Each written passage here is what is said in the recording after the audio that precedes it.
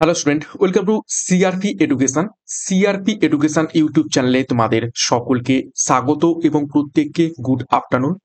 তো এটি আমাদের নতুন চ্যানেল এবং এই চ্যানেলের মাধ্যমে আমরা আপকামিং রেল পরীক্ষা অর্থাৎ রেলওয়ে এক্সামগুলোকে টার্গেট করব। আপকামিং কি কি এক্সাম রয়েছে তোমাদের? এনটিপিসি, গ্রুপ ডি এবং আরপিএফ।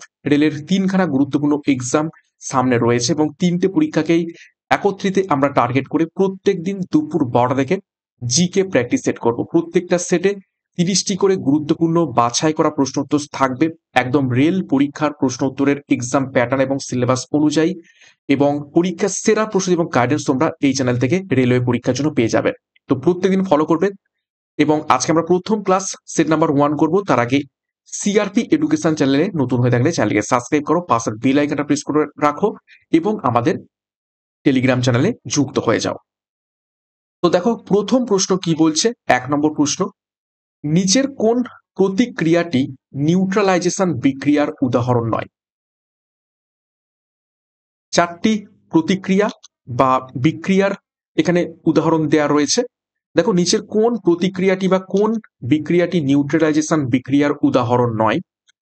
4টি অপশন রয়েছে, তার মধ্যে কি বলছে? 3টে নিউট্রালাইজেশন বিক্রিয়ার উদাহরণ এবং একটা নয়। ভালো করে 4টে আগে যে ইকুয়েশন দেওয়া রয়েছে বা বিক্রিয়া দেওয়া রয়েছে তাতে কমন জিনিস খোঁজার চেষ্টা করো। দেখো অপশন এ তে যেটা রয়েছে, প্রোডাক্ট কি তৈরি হচ্ছে? ওয়াটার তৈরি হচ্ছে। বি তে কোনো ওয়াটার নেই। সি তে কি তৈরি হচ্ছে? ওয়াটার তৈরি হচ্ছে। ডি তে কি তৈরি হচ্ছে? ওয়াটার তৈরি হচ্ছে। তার মানে দেখো কোনটাতে ওয়াটার তৈরি হচ্ছে না? শুধুমাত্র অপশন বি। তো উত্তর হয়ে যাবে কিন্তু option B, CaO plus H2O এবং CaOH হোল 2। এইটা কোনো রকম নিউট্রালাইজেশন বিক্রিয়া নয়। নিউট্রালাইজেশন বিক্রিয়ার হচ্ছে সেই সমস্ত বিক্রিয়াকে আমরা নিউট্রালাইজেশন বিক্রিয়া বলবো যেখানে কি তৈরি হবে? একটি লবণ তৈরি হবে, সাথে জল তৈরি হবে। ঠিক আছে, দেখো জল তৈরি হয়েছে এবং এইগুলো যেগুলো দেখতে পাচ্ছ এগুলো হচ্ছে সবই এক একটা লবণ, এক্সেপ্ট অপশন বি, এখানে কোনো জল তৈরি হয়নি। তো দেখো নিউট্রালাইজেশন বিক্রিয়া আমরা কাকে বলবো? এটি একটি রাসায়নিক বিক্রিয়া যেখানে একটি অ্যাসিড এবং বেস একসাথে প্রতিক্রিয়া করে পণ্য হিসাবে লবণ এবং জল গঠন করে এবং সেই বিক্রিয়াকে আমরা কি বলবো? নিউট্রালাইজেশন বিক্রিয়া বলবো। আশা করি বুঝতে পেরেছো। নেক্সট 2 নম্বর প্রশ্ন দেখো, নিম্নলিখিত চিত্রে প্রদর্শিত উদ্ভিদ কোষে আমরা বজ্র পণ্যগুলি কোথায় পেতে পারি?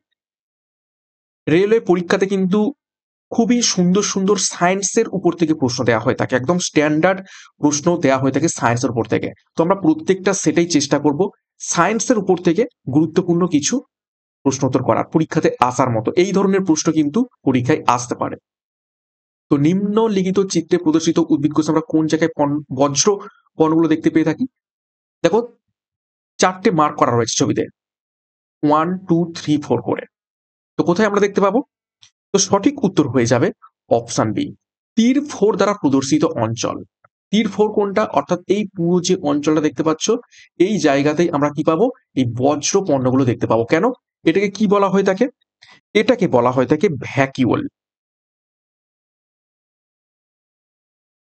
ঠিক আছে, ভ্যাকিউল কি? ভ্যাকিউল হলো কোষের এমন একটি কোষ অঙ্গাণু যার মধ্যে কোষের বজ্র পদার্থ জমা হয়ে থাকে। দেখো ভ্যাকুয়াল বেশিরভাগ উদ্ভিদ কোষে বৃহত্তম অর্গানেল হয়ে থাকে। এটি জল এবং পুষ্টি, প্রোটিন এবং বজ্র পণ্য সহ বিভিন্ন রাসায়নিক সঞ্চয়ের জন্য দায়ী। ভ্যাকুয়ালটি অসমোটিক ভারসাম্য বজায় রাখে এবং কাঠামোগত সহায়তা সরবরাহ করে এবং বজ্র পদার্থের অবক্ষয়ের সাথে কি জড়িত, অর্থাৎ কোষের মধ্যে যে সমস্ত বজ্র পদার্থ তৈরি হয়ে থাকে সেগুলোকে কি করে থাকে? এটি সঞ্চয় করে এবং সেটাকে বিনষ্টও করে। নেক্সট দেখো 3 নম্বর প্রশ্ন, একটি ত্রয়ী বা ট্রায়াডের মধ্যে মধ্যম উপাদান হলো নিচের কোনটি? একটি ট্রায়াডের মধ্যে বা ত্রয়ীর মধ্যে মধ্যম উপাদান নিচের কোনটি? 4টি অপশন দেখো। পারমাণবিক ভর প্রথম এবং তৃতীয় মৌলের যোগফলের সমান, নাকি প্রথম মৌলের পারমাণবিক ভরের দ্বিগুণ, নাকি তৃতীয় মৌলের পারমাণবিক ভরের দ্বিগুণ, নাকি প্রথম এবং তৃতীয় মৌলের গড় পারমাণবিক ভর? সঠিক উত্তর কি হবে? তো সঠিক উত্তর হবে অপশন ডি, প্রথম এবং তৃতীয় মৌলের গড় পারমাণবিক ভর হচ্ছে এই মধ্যম উপাদান। তো এটা কি তোমরা হয়তো প্রশ্নটা দেখে হয়তো বুঝতেই পারছো না অনেকে। তো এটা দেখো উদাহরণ দিলে বুঝতে পারবে। দেখো এটাকে বলা হয় থাকে ডোবেরেইনারের ট্রায়াডের আইন। তো ডোবেরেইনারের ট্রায়াডের আইন কি? ডোবেরেইনারের ট্রায়াডের সূত্রে বলা হয়েছে যে যখন উপাদানগুলি পারমাণবিক ভর বৃদ্ধির ক্রমে সাজানো হয় তখন ত্রয়ীর মধ্যবর্তী উপাদানটি অর্থাৎ ট্রায়াডের মধ্যবর্তী উপাদানটি পারমাণবিক ভর অন্য দুই উপাদানের পারমাণবিক ভরের গড় প্রায় কি হয় সমান হয়। যেমন দেখো লিথিয়াম, সোডিয়াম এবং পটাশিয়াম এই তিনটে হচ্ছে কি ট্রায়াড গঠন করছে। লিথিয়ামের পারমাণবিক ভর কত? 7। এবং পটাশিয়ামের পারমাণবিক ভর কত? সেটা হবে কত? 39। ঠিক আছে। এবং কি বলছে লিথিয়াম এবং পটাশিয়ামের গড় ভর সোডিয়ামের পারমাণবিক ভরের সমান হবে, অর্থাৎ 7 এবং 39 যোগ করলে কত হবে? 46। এবং একে 2 দিয়ে ভাগ করলে কি কত হবে? 23 হবে। এবং 23টাই কি সোডিয়ামের পারমাণবিক ভর, অর্থাৎ প্রথম লিথিয়াম এবং তৃতীয় পটাশিয়াম এই দুটোর পারমাণবিক ভরের যে গড় ভর, ঠিক আছে, সেটাই হচ্ছে কি এই মাঝখানের অর্থাৎ মধ্যম উপাদানটার পারমাণবিক ভরের সমান। এটাই হচ্ছে ডোবেরেইনারের ট্রায়াডের আইন বা রুল। আশা করি বুঝতে পেরেছো। নেক্সট একটি গুরুত্বপূর্ণ ঘোষণা। সিআরপি একাডেমি বা সিআরপি এডুকেশনের পক্ষ থেকে তোমাদের Vande Bharat express batch 2025 launch করা হয়েছে আপকামিং রেলওয়ে পরীক্ষাকে লক্ষ্য করে, যেখানে তোমরা এনটিপিসি, রেলওয়ে গ্রুপ ডি এবং আরপিএফ সমস্ত রেলওয়ের পরীক্ষার একদম সিলেবাস এবং প্যাটার্ন অনুযায়ী প্রত্যেকটা বিষয়ের প্রত্যেকটা অধ্যায় ধরে ধরে ডেসক্রিপটিভ প্যাটার্নে তোমরা থিওরি এবং তার উপর বেস করে প্রশ্নোত্তর সাথে মক টেস্ট সমস্ত কিছুই এখান থেকে পেয়ে যাবে। একদম কনসেপ্ট ক্লিয়ার থিওরি উপর থেকে ক্লাস করা হবে। দেখো 130 প্লাস চ্যাপ্টার্স এবং 100 আওয়ার্স প্লাস ক্লাস করা হবে। তো যোগাযোগ করো 96475536 মডেল নাম্বার এবং খুবই স্বল্প মূল্যে পরীক্ষার সেরা প্রস্তুতি সঠিক গাইডেন্স এবং স্টাডি মেটেরিয়ালের মাধ্যমে নিতে শুরু করে দাও। ডেসক্রিপশন বক্সে বিস্তারিত পেয়ে যাবে। নেক্সট দেখো 4 নম্বর প্রশ্ন। নিচের কোন সংক্রমণে ভাইরাস ইমিউনিন সিস্টেমে যায় এবং এর কার্যকারিতা ক্ষতিগ্রস্ত করে? নিচের কোন সংক্রমণে ভাইরাস ইমিউন সিস্টেমে যায় এবং এর কার্যকারিতা ক্ষতিগ্রস্ত করে? অর্থাৎ নিচের কোন রোগে আমাদের শরীরের ইমিউন সিস্টেম বা অনাক্রমতা যে ধর্ম সেটা নষ্ট হয়ে যায়? তো সঠিক উত্তর হবে option C, HIV AIDS. HIV AIDS. দেখো details. Human immunodeficiency virus অর্থাৎ যাকে আমরা কি বলে থাকি এইচআইভি বলে থাকি, এমন একটি ভাইরাস যা প্রতিরোধ ব্যবস্থাটির একটি অংশকে আক্রমণ করে। প্রতিরোধ ব্যবস্থা অর্থাৎ ইমিউন সিস্টেম এটাকে আক্রমণ করে এবং এর কার্যকারিতা ক্ষতিগ্রস্ত করে। এইডস এইচআইভি সংক্রমণের একটি শেষ পর্যায়, অর্থাৎ এইচআইভি যখন অ্যাটাক করে তার শেষ পর্যায়টাকে আমরা কি বলে থাকি এইডস বলে থাকি। এবং এই ভাইরাসটি CD4 একটি টি কোষ নামক শ্বেত রক্তকণিকাকে কি করে থাকে লক্ষ্য করে থাকে বা অ্যাটাক করে থাকে। নেক্সট দেখো 5 নম্বর প্রশ্ন। চাঁদের পৃষ্ঠ থেকে একজন নভোচারী আকাশ পর্যবেক্ষণ করবেন কি রকমের বা কোন রঙের? সায়েন্স থেকে কিন্তু খুবই গুরুত্বপূর্ণ প্রশ্ন দেয়া হয়ে থাকে রেলওয়ে পরীক্ষাতে। তো আমি প্রত্যেকটা সেটেই চেষ্টা করব খুবই গুরুত্বপূর্ণ পরীক্ষাতে আসার মতো সায়েন্সের প্রশ্ন তো রাখার। তো তোমরা প্রত্যেকদিন এই ক্লাসগুলো ফলো করবে। তো 5 নম্বর প্রশ্নের সঠিক উত্তর হবে অপশন সি, কালো। চাঁদের পৃষ্ঠে কোনো রকম বায়ুমণ্ডল নেই। তো বায়ুমণ্ডল না থাকার ফলে কি হবে সেখানে পৃথিবীর মতো আলো কি হবে প্রতিসরণ হবে না বা প্রতিসৃত হবে না, যে কারণে আকাশকে আমরা কালোই দেখব সেখানে বায়ুমণ্ডল না থাকার কারণে। নেক্সট দেখো 6 নম্বর প্রশ্ন। লালাতে নিচের কোন এনজাইমটি স্টার্চকে ভেঙে দেয়? একদম ভিভিআই করবে এই প্রশ্নটিকে। আমাদের লালা রসে কোন এনজাইম থাকে যেটা স্টার্চকে ভেঙে দেয়? 4টি অপশন রয়েছে দেখো, লালা ট্রিপসিন, লালা পেপসিন, লালা অ্যামাইলেজ নাকি লালা লিপেজ।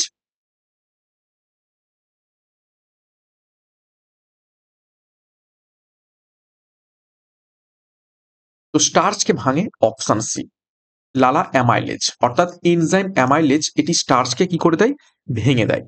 তো একটু ডিটেলসে দেখবো। দেখো স্টার্চ কি? স্টার্চ একটি জটিল কার্বোহাইড্রেট যা শরীরে শক্তি হিসাবে ব্যবহার করার জন্য সাধারণ শর্করায় বিভক্ত হওয়া দরকার। অর্থাৎ আমরা যখন খাবার খাই সেটাকে কি করে থাকি, কার্বোহাইড্রেট হিসাবে গ্রহণ করে থাকি। কিন্তু কার্বোহাইড্রেট আমাদের শরীরে যদি শর্করাতে না ভাঙে, ঠিক আছে, সাধারণ শর্করায় না ভাঙে, এটা অর্থাৎ যখন আমরা খাবার খাই সেটা হচ্ছে কমপ্লেক্স কার্বোহাইড্রেট হিসেবে থাকে, সেটাকে কি করতে হবে, সিম্পল কার্বোহাইড্রেটে কনভার্ট করতে হবে, না হলে আমরা শক্তি হিসেবে ব্যবহার করতে পারবো না। এবং এই কাজটাই কি করে থাকে, অ্যামাইলেজ করে থাকে। অ্যামাইলেজ হলো কি হলো, অ্যামাইলেজ স্টার্চকে গ্লুকোজ এবং মল্টোজ এই দুটো সাধারণ শর্করাতে ভেঙে দেয়। তারপর দেখো আর কি অপশন ছিল, পেপসিন। দেখো পেপসিন পেটে উৎপাদিত একটি এনজাইম, অর্থাৎ আমাদের যে পাকস্থলী রয়েছে সেই পাকস্থলীতে এই পেপসিনটা কি হয়ে থাকে, উৎপন্ন হয়ে থাকে। এবং পেপসিন কি করে, পেপসিন প্রোটিনকে ভেঙে অ্যামাইনো অ্যাসিডে পরিণত করে। পরীক্ষাতে এখানেও আসতে পারে যে প্রোটিনকে ভাঙতে সাহায্য করে থাকে কোন এনজাইম, তখন উত্তর হয়ে যাবে কি, পেপসিন। এবং কিসে ভাঙে প্রোটিনকে, অ্যামাইনো অ্যাসিডে ভাঙে। তারপর দেখো ট্রিপসিন, আরো একটা অপশন ছিল ট্রিপসিন অ্যামাইলেজ। তো ট্রিপসিন অগ্নাশয় উৎপাদিত একটি এনজাইম বা উৎসেচক। এটি প্রোটিনগুলিকে ছোট ছোট পেপটাইডে বিভক্ত করে দেয়। ট্রিপসিনের কাজ কি, প্রোটিনকে পেপটাইডে ভেঙে ফেলা।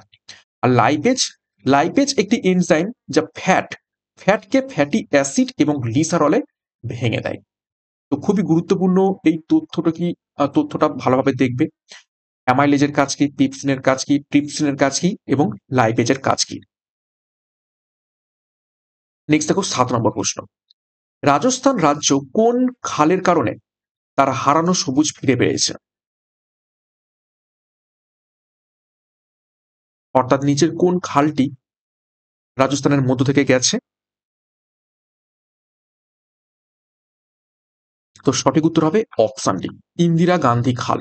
এবং ইন্দিরা গান্ধী খাল এটি হচ্ছে ভারতের দীর্ঘতম খাল, ক্যানেল। নেক্সট দেখো 8 নম্বর প্রশ্ন, সালোক সংশ্লেষণের জন্য নিচের কোন উপাদানটি প্রয়োজনীয়? 4টি অপশন রয়েছে, দেখো ভালোভাবে দেখে উত্তর করবে। অক্সিজেন, জল, সূর্যালোক এবং ক্লোরোফিল, নাকি অপশন বি কার্বন ডাইঅক্সাইড, জল, সূর্যালোক এবং অক্সিজেন, নাকি অপশন সি কার্বন ডাইঅক্সাইড, জল, সূর্যালোক এবং ক্লোরোফিল, নাকি অপশন ডি কার্বন ডাইঅক্সাইড, জল, অক্সিজেন এবং ক্লোরোফিল। এটা একদম ইজি। আমরা জানি উদ্ভিদ কার্বন ডাইঅক্সাইড নেয় এবং অক্সিজেন ছাড়ে। তো যে যে অপশনে অক্সিজেন রয়েছে সেগুলোকে বাদ দিয়ে দাও। অপশন এ তে অক্সিজেন রয়েছে, বাদ। অপশন বি তে অক্সিজেন রয়েছে, বাদ। অপশন ডি তেও অক্সিজেন রয়েছে, বাদ। উদ্ভিদ অক্সিজেন নেয় না, উদ্ভিদ অক্সিজেন ছাড়ে, নেয় কি কার্বন ডাইঅক্সাইড। তাহলে সালোক সংশ্লেষের জন্য কি কোনটা প্রয়োজন? Carbon dioxide. কার্বন ডাইঅক্সাইড গ্রহণ করে, জল মাটি থেকে নেয়, সূর্যালোকের উপস্থিতিতে ক্লোরোফিলে কি করে থাকে, সালোক সংশ্লেষ করে থাকে এবং প্রোডাক্ট হিসেবে আমাদের কি দেয়, অক্সিজেন আমাদের দেয়। ওকে, তো সঠিক উত্তর হবে অপশন সি। 9 নম্বর প্রশ্ন দেখো, দেওমালি শৃঙ্গ ভারতের কোন রাজ্যে অবস্থিত রয়েছে?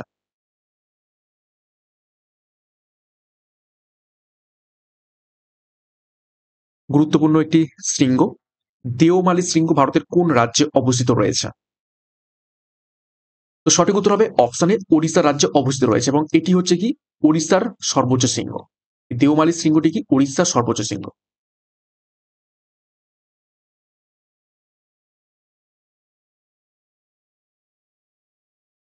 ওকে, এবং আমাদের পশ্চিমবঙ্গের সর্বোচ্চ শৃঙ্গ পরীক্ষায় প্রশ্ন আছে,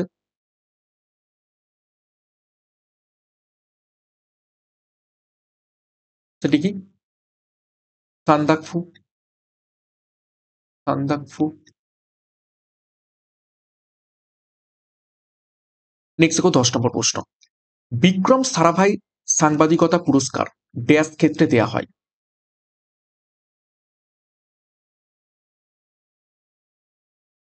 10 নম্বর প্রশ্ন, বিক্রম সারাভাই সাংবাদিকতা পুরস্কার নিচের কোন ক্ষেত্রে দেওয়া হয়ে থাকে? 4টি অপশন, পরমাণবিক শক্তি গবেষণা, চিকিৎসা বিজ্ঞান গবেষণা, স্বাস্থ্য এবং শারীরিক শিক্ষা গবেষণা, কি মহাকাশ বিজ্ঞান প্রযুক্তি ও গবেষণা। তো সঠিক উত্তর হবে অপশন ডি, মহাকাশ বিজ্ঞান ও প্রযুক্তি ও গবেষণার ক্ষেত্রে এই বিক্রম সারাভাই সাংবাদিকতা পুরস্কার দেওয়া হয়ে থাকে। দেখো ডিটেলসে, ডক্টর বিক্রম সারাভাই ছিলেন একজন ভারতীয় বিজ্ঞানী এবং উদ্ভাবক যাকে ভারতীয় মহাকাশ কর্মসূচির অগ্রদূত হিসাবে ব্যাপকভাবে বিবেচনা করা হয়। তিনি 1969 সালে ভারতীয় মহাকাশ গবেষণা সংস্থা অর্থাৎ ইসরো প্রতিষ্ঠায় সহায়ক ভূমিকা পালন করেছিলেন। 11 নম্বর প্রশ্ন, একাধিক অক্সিজেন পরমাণু রয়েছে এমন কার্যকরী গ্রুপটি হলো নিচের কোনটি? 4টি গ্রুপ রয়েছে দেখো, alcohol group, aldehyde group, carboxylic group এবং কিটোন গ্রুপ।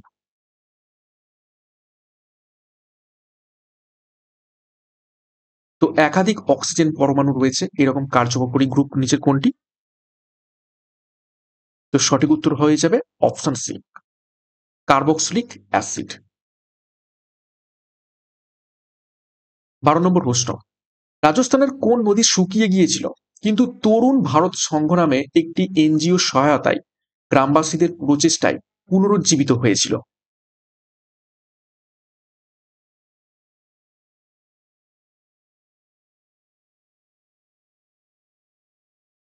রাজস্থানের কোন নদীটি শুকিয়ে গিয়েছিল কিন্তু তরুণ ভারত সংঘ নামে একটি এনজিও সহায়তায় গ্রামবাসীদের প্রচেষ্টায় পুনরুজ্জীবিত হয়েছে? তো সঠিক উত্তর হয়ে যাবে অপশন বি, আরভারি নদী।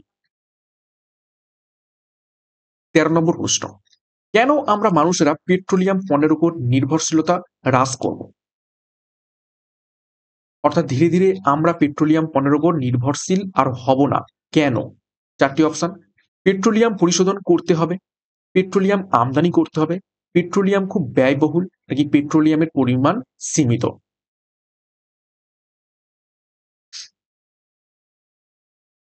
সঠিক উত্তর হবে অ্যাকচুয়ালি অপশনটি, পেট্রোলিয়ামের পরিমাণ সীমিত। আমরা যদি পেট্রোলিয়াম পণ্যের উপর প্রচুর পরিমাণে নির্ভরশীল হয়ে যায়, তাহলে পেট্রোলিয়াম পরিমাণ যেহেতু সীমিত, ফিক্সড, সেটা কমতে কমতে একসময় নিঃশেষ হয়ে যাবে। তো এখন থেকে আমাদের পেট্রোলিয়াম পণ্যের উপর নির্ভরশীলতা ধীরে ধীরে কমাতে হবে। যে কারণে দেখবে বর্তমানে ব্যাটারি চালিত যে সমস্ত গাড়ি, বিভিন্ন ভেহিকেল, এগুলো কিন্তু ধীরে ধীরে বাড়ছে। সোলার সিস্টেমের উপর আমরা জোর দিচ্ছি, উইন্ড পাওয়ারের উপর জোর দিচ্ছি, হাইড্রো ইলেকট্রিকের উপর জোর দিচ্ছি। ঠিক আছে, পেট্রোলিয়াম পণ্যের উপর ধীরে ধীরে নির্ভরশীলতা প্রত্যেকটা দেশই কমাচ্ছে। 14 নম্বর প্রশ্ন দেখো, ব্রিটিশরা 1850 সালে ড্যাশ ধারণাটি চালু করেছিল যা ভারতীয় অর্থনীতির কাঠামোকে উল্লেখযোগ্যভাবে প্রভাবিত করেছিল? 4টি অপশন, জলপথ, আকাশপথ, সড়কপথ নাকি রেলপথ?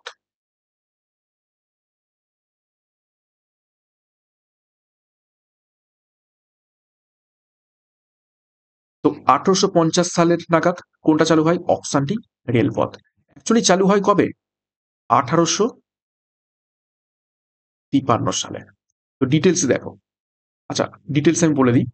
1853 সালে এই রেলপথটি চালু হয়। কার সময়? লর্ড ডালহৌসির আমলে। এবং পরীক্ষায় আরেকটা গুরুত্বপূর্ণ প্রশ্ন আছে, কোথা থেকে কোথা পর্যন্ত এটা চালু হয়েছিল? এটা বম্বে থেকে থানে পর্যন্ত চালু হয়েছিল। বম্বে থেকে থানে পর্যন্ত 35 কিলোমিটারের জার্নি এটি ছিল। কত তারিখে? 16 সেপ্টেম্বর, সরি 16 এপ্রিল। ওকে, নেক্সট দেখো 15 নম্বর প্রশ্ন, রমজান ইসলাম ক্যালেন্ডারের ড্যাশ মাস এবং পবিত্র রোজার মাস। কততম মাসকে আমরা রমজান মাস হিসাবে গণ্য করে থাকি ইসলামিক ক্যালেন্ডার অনুযায়ী?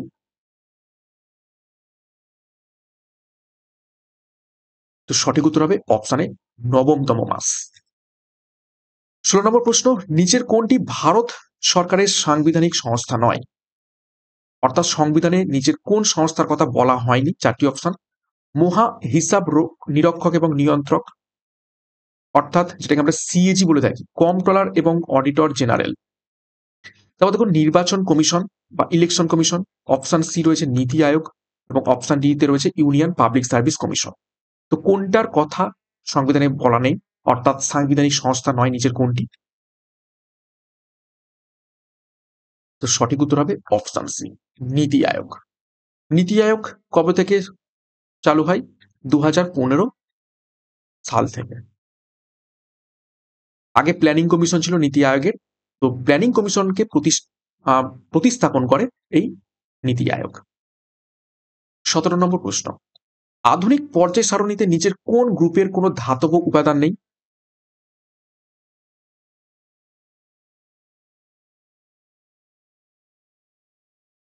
চারটি গ্রুপের নাম দেওয়া রয়েছে, দেখো গ্রুপ 17, গ্রুপ 15, 16 এবং 14।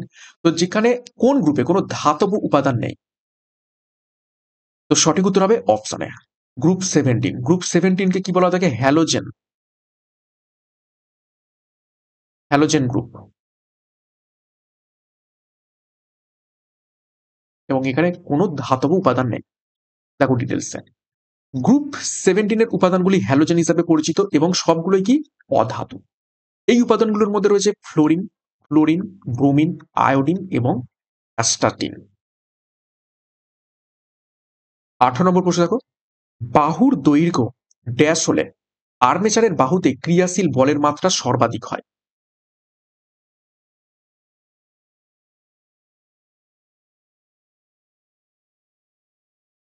বাহুর দৈর্ঘ্য কি রকম হলে আর্মেচারের বাহুতে সর্বাধিক ক্রিয়াশীল বলের মাত্রা সর্বাধিক হয়? তো সঠিক উত্তর হবে অপশন বি, চৌম্বক ক্ষেত্রের সাথে লম্ব হলে, অর্থাৎ যেটাকে বলা থাকে পারপেন্ডিকুলার টু ম্যাগনেটিক ফিল্ড। ওকে,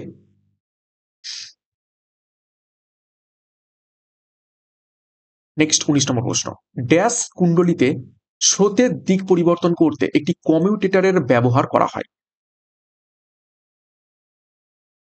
নিচের কোন কুণ্ডলিতে স্রোতের দিক বা তড়িৎ প্রবাহের দিক পরিবর্তন করতে একটি কমিউটেটরের ব্যবহার করা হয়ে থাকে?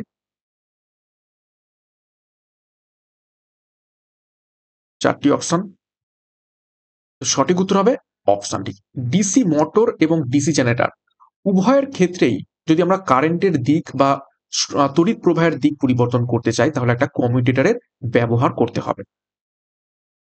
20 নম্বর প্রশ্ন দেখো, ভারতে ইন্টিগ্রেটেড ওয়েস্টল্যান্ডস ডেভেলপমেন্ট প্রোগ্রাম শর্টে IWDP ড্যাশ সাল থেকে রূপায়ণের কাজ চলছে।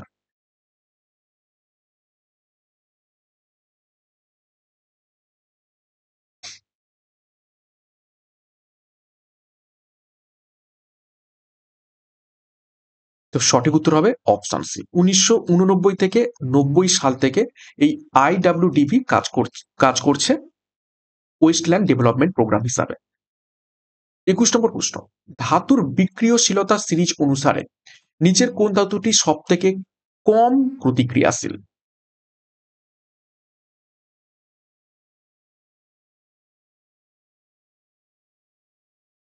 অর্থাৎ সব থেকে কম রিয়াক্টিভ ধাতু নিচের কোনটি? সঠিক উত্তর হবে অপশানে সিসা, অর্থাৎ লিড।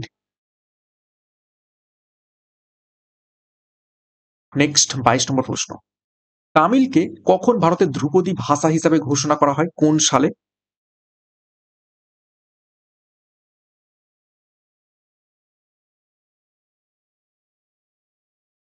তো সঠিক উত্তর হবে অপশন সি, 2004 সালে। এবং বাংলা ভাষাকে জাস্ট আগের বছর 2024 সালে কি হিসাবে ঘোষণা করা হয়? এই ধ্রুপদী ভাষা হিসাবে ঘোষণা করা হয়। 23 নম্বর প্রশ্ন, নিউট্রালাইজেশন বিক্রিয়ায় প্রধান পণ্যগুলি কি কি? একদম প্রথম প্রশ্ন আমি করেছিলাম, নিউট্রালাইজেশন বিক্রিয়াতে কি কি তৈরি হবে? এক, জল এবং লবণ, তাই তো?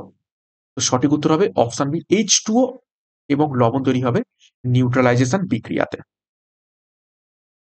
24 নম্বর প্রশ্ন দেখো, প্রথম হোম রুল লীগ ড্যাশ দ্বারা প্রতিষ্ঠিত হয়েছিল?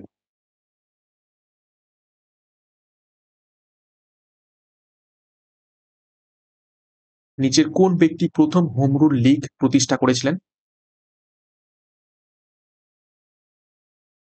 সঠিক উত্তর করার চেষ্টা করো, সঠিক উত্তর হবে অপশন ডি, বাল গঙ্গাধর তিলক। কত সালে? 1916 সালে। ডিটেলস দেখবো। দেখো, বাল গঙ্গাধর তিলক 1916 সালের এপ্রিল মাসে ব্রিটিশ সাম্রাজ্যের মধ্যে ভারতের স্বশাসন অর্জনের লক্ষ্যে প্রথম হোম রুল লীগ প্রতিষ্ঠা করেছিলেন। পরবর্তীকালে অ্যানি বেসান্ত 1916 সালের সেপ্টেম্বর মাসে আরেকটি হোম রুল লীগ চালু করেন, যা তিলকের লীগের সমান্তরালে কাজ করে বাকি ভারত জুড়ে। 25 নম্বর প্রশ্ন দেখো, ট্যালিতে তৈরি করা লেজার মুছে ফেলার কিবোর্ড কমান্ড নিচের কোনটি?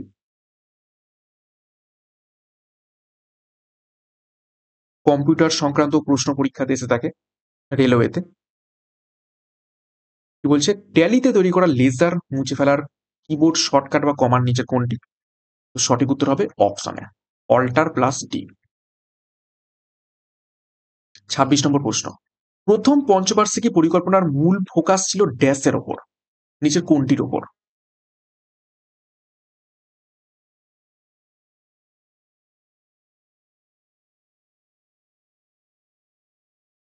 তো সঠিক উত্তর হয়ে যাবে অপশন সি, কৃষি খাতের ওপর মূল ফোকাস ছিল প্রথম পঞ্চবার্ষিকী পরিকল্পনা। প্রথম পঞ্চবার্ষিকী পরিকল্পনার সময়কাল ছিল 1951 থেকে 56।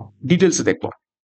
দেখো, ভারতের প্রথম পঞ্চবার্ষিকী পরিকল্পনা 1951 থেকে 1956 সালের মধ্যে সক্রিয় হয়েছিল এবং এই প্রথম পরিকল্পনাটি হ্যারোড টোমার মডেলের উপর ভিত্তি করে তৈরি করা হয়। খুবই খুবই ইম্পর্টেন্ট তথ্য এটি।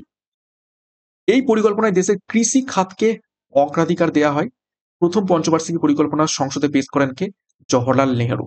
এবং গুলজারিলাল নন্দা ভারতের পরিকল্পনা কমিশনের প্রথম ডেপুটি চেয়ারম্যান ছিলেন।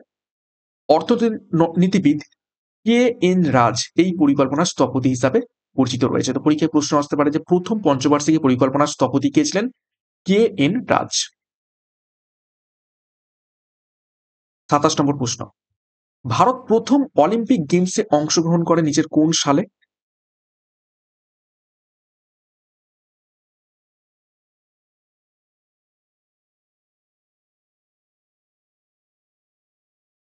তো সঠিক উত্তর হয়ে যাবে অপশনে 1900 সালে। কে অংশগ্রহণ করেছিলেন? নরম্যান প্রিচার্ড। ওকে, ভারতের হয়ে অংশগ্রহণ করেছিলেন প্রথম অলিম্পিকে। ডিটেলস দেখবো। দেখো, ভারত প্রথম অলিম্পিক্সে অংশগ্রহণ করে 1900 সালে। প্রথম আধুনিক অলিম্পিক গেমস অনুষ্ঠিত হয় 1896 সালের গ্রিসের এথেন্সে। দেখো, নরম্যান পিচার্ড 1900 সালের অলিম্পিকে ভারতের প্রতিনিধিত্ব করেছিলেন। এটি দেশের প্রথম অলিম্পিকে উপস্থিতি তৈরি করে। 1920 সালে অলিম্পিকে ভারত প্রথম দল পাঠায়। আগে ইন্ডিভিজুয়াল 1900 সালে অংশগ্রহণ করেছিল, তারপর দল হিসেবে পাঠায় 1920 সালে।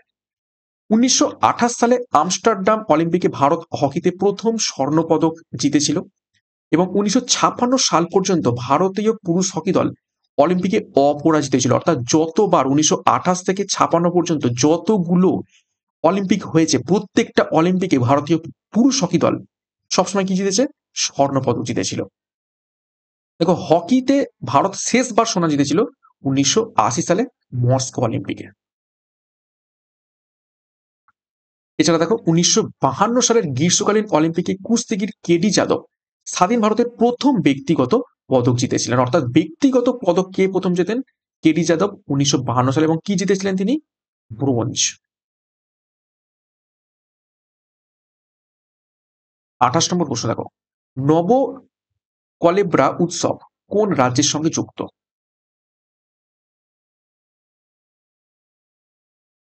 নিচের কোন রাজ্যের সাথে যুক্ত রয়েছে নব কলেব্রা উৎসবটি?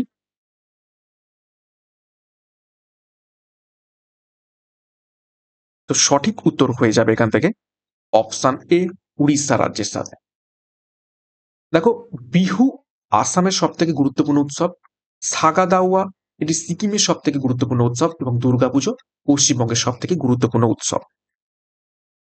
29, পদার্থবিজ্ঞানের কোন শাখায় বিশ্রামরত তরলের বৈশিষ্ট্য নিয়ে আলোচনা করা হয়ে থাকে? স্ট্যাটিক ফ্লুইড বলতে পারো, ফ্লুইড অ্যাট রেস্ট। নিচের কোন শাখাতে আলোচনা করা হয়ে থাকে? তো সঠিক উত্তর হয়ে যাবে অপশনে হাইড্রোস্ট্যাটিক্স এর মধ্যে। 30 নম্বর প্রশ্ন এবং আজকের ক্লাসের শেষ প্রশ্ন। দেখো, ভারতের সংবিধানের প্রথম সংশোধনী ড্যাশ সালে করা হয়েছিল?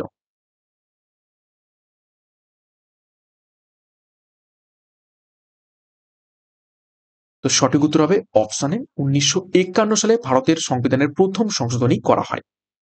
দেখো ডিটেলসে, 1951 সালের ভারতের সংবিধান প্রথম সংশোধনী আনা হয় এবং প্রথম সংশোধনীতে ভারতীয় সংবিধানের নবম তফসিল বা নাইন্থ শিডিউলকে অ্যাড করা হয়। ওকে, তো এই ছিল আজকের গুরুত্বপূর্ণ ক্লাস রেলওয়ে পরীক্ষাকে লক্ষ্য করে, আপকামিং এনটিপিসি গ্রুপ ডি এবং আরপিএফ পরীক্ষাকে লক্ষ্য করে, এবং 30টি গুরুত্বপূর্ণ প্রশ্ন উত্তর করে ফেললাম। 30-এর মধ্যে কার কত স্কোর হয়েছে কমেন্ট বক্সে কমেন্ট করবে এবং প্রশ্নপত্র কেমন লেগেছে সেই ব্যাপারে মন্তব্য করবে। প্রত্যেকদিন দুপুর 12টা থেকে এই ক্লাসগুলো ফলো করতে থাকো আমাদের সিআরপি এডুকেশন এই নতুন চ্যানেলটিকে। এবং আপকামিং রেলওয়ে পরীক্ষার জন্য খুবই ইম্পর্টেন্ট বিশেষ করে সায়েন্সের উপর থেকে প্রশ্ন উত্তরগুলো একদম স্ট্যান্ডার্ড নিয়ে আসবো, যেখান থেকে তোমাদের পরীক্ষার জন্য প্রস্তুতি এবং গাইডেন্স দুটোই পেয়ে যাবে। তো ক্লাসটা শেষ করবো তার আগে গুরুত্বপূর্ণ ঘোষণা, আমাদের যে ব্যাচ কোর্স রয়েছে বন্দে ভারত এক্সপ্রেস ব্যাচ, শুধুমাত্র রেলওয়ে পরীক্ষাকে টার্গেট করে।